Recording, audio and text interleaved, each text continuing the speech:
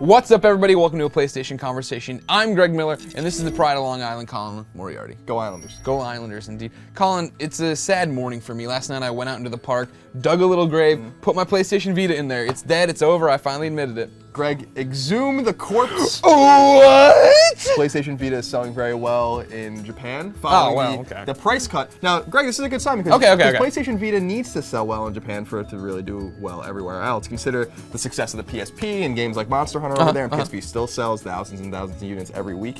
But following the price cut, we stayed up late a couple weeks ago to watch Sony's, ultimately hugely disappointing I forgot about press that. conference. PlayStation Vita Heaven, right? PlayStation Vita Heaven right before I went to New York City to see the PS4, at which point they dropped the price of the Vita to 19,980 yen. Only in Japan. Which is roughly like $215. I don't know if you pay attention to the money markets, but sometimes these things change and fluctuate. So, yeah, the price cut was only in Japan. I reached out to Sony. They told me that they weren't going to drop the price anywhere else. But at least in Japan, everything's kind of looking up now. The Vita last week before the price cut sold 11,456 units. It's bad.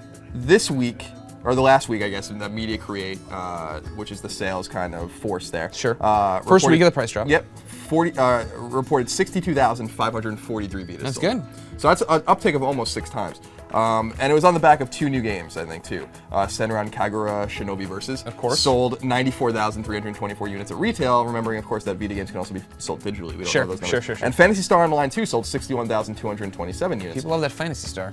Now, to put that into context, Dragon Quest VII's remake on Nintendo DS has already sold 1.15 million units. Okay. So, Sony has a ways to go. Yeah, but this is a good sign for the PlayStation Vita. People buying it in Japan. The whole problem with the PlayStation Vita, from what we see, right, is nobody buys the system. Developers don't make games, so nobody buys the system. It's this weird cycle, right? Yeah, it's a self-fulfilling prophecy. Yeah. And it seems like, I think we're kind of coming to terms with the fact, as PlayStation gamers and people that just kind of analyze the industry, that Vita's not going to catch up to 3DS. It's an insurmountable gap now of like 16 million units. Right.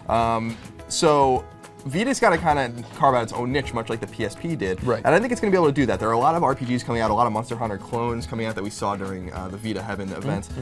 These games seem to be doing well. I mean, a game like Senran Kagura selling 94,000 at retail indicates that people that have Vitas are still buying games, even if they didn't just buy the Vita. So there are people out there that want games. And what I'm curious about now is, now that the proof's in the pudding, will Sony drop the price in the West? They have to. Do it. At least because you figure what happened in Japan that was so cool, right, is that the 3G version now costs the same as the Wi-Fi version. So it's like you have one Vita price point now. I agree, so when Vita happened, I reached out to Sony. They said we're not dropping the price in the West. They can, Shuhei Yoshida confirmed this for me the day after the PS4 event when I talked to him. But I reached out to them again now because, like I said, this has happened and the proof is in the pudding. The unit is selling better.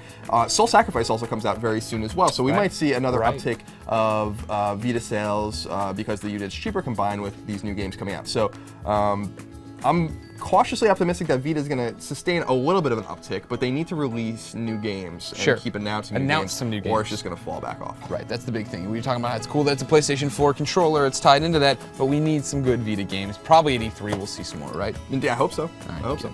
Well, in the lead up to E3, there'll be plenty of PlayStation news. For everything PlayStation and everything about cool video games and cool crowbars, keep it right here on IGN.com.